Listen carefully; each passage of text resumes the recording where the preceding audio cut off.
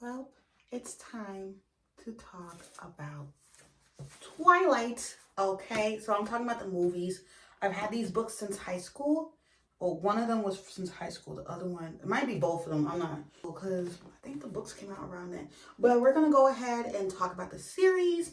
There was a rumor out there that Edward Cullen didn't shower. Now he has a kid, Kristen Stewart. She's been in all these movies.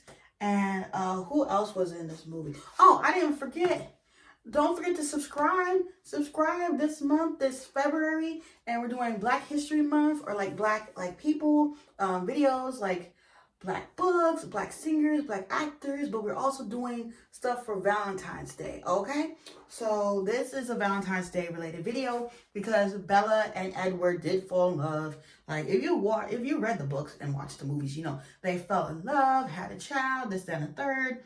But yeah, so in fourth place, I am going to have to put New Moon, because old girl, like, she was depressed because Edward and his family had left, okay?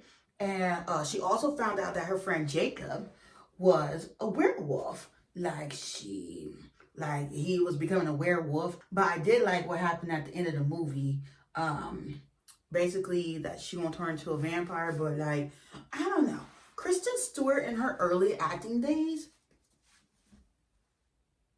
looked like there was no emotion. No emotions in that movie. But I'm gonna have to give this one a 5, just off of memory. I know it's on all the apps, but just off of memory. Okay, and then the next one is going to have to be Eclipse. So in Eclipse, let's do a little storyline, and I'll tell y'all my ranking.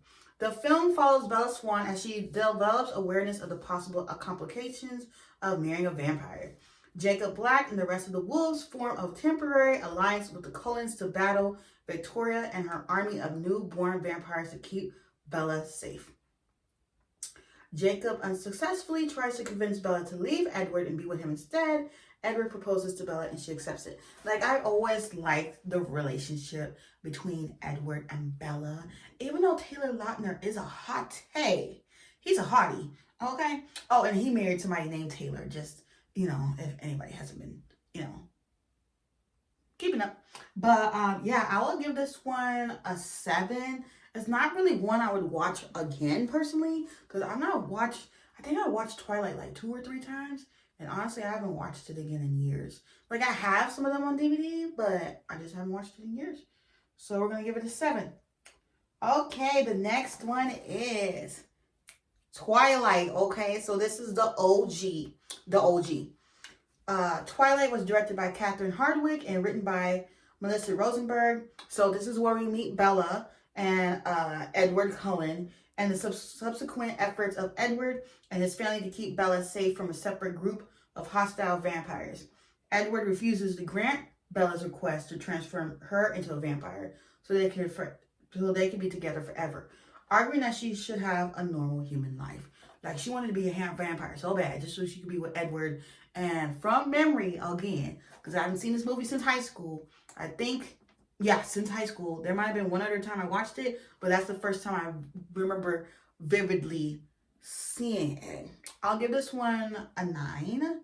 It was good. Like, I liked how Edward protected her from getting hurt, and then like she learns that Edward is a vampire, and you know Bella seems kind of interested in it, and you know there's her dad. So yeah.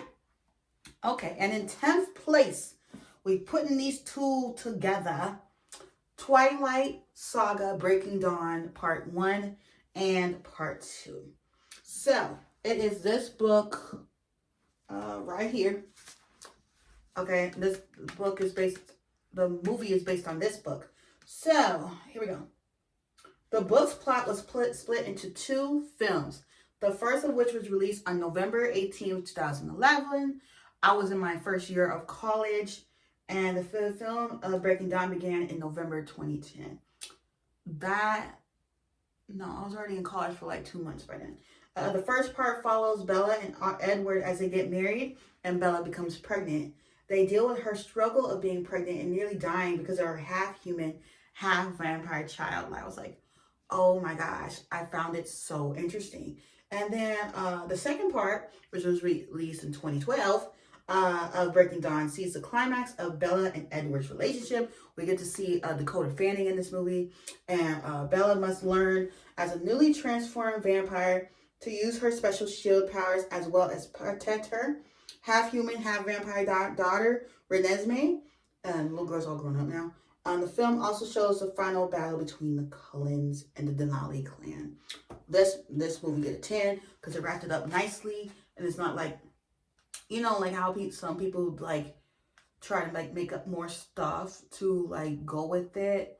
You know, like with Orange is the New Black, for example. Like, don't get me wrong, I love that show, but like they kept coming out with more stuff for it. But yeah, the whole series, I'll give it a 7 from memory. Like, I loved it in high school. This was like Frida McFadden before Frida McFadden. Like, you know, everybody loves her books. Everybody was reaching for, in my heyday, they were all reaching for Stephenie Meyer, okay? I think she's written Meyer, and then there was the lady who wrote the Divergent books. The show, the movies, I only watched it because of Shailene Woodley from Life of Teenager. Boring books, boring movies. Same thing with the Hunger Games. I know. I liked the first movie. The books are more boring. So y'all will never get no rankings of either of those movies. So don't even bother asking.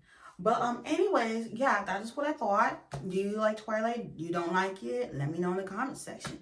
Don't forget to like, comment, and subscribe. If there's a show or a movie that you want me to rank, let me know, and I'll add it to my list. So I have an extensive list. I also want to rank Malcolm in the Middle before the reboot, the mini reboot comes out. But I'll see y'all next time. Bye.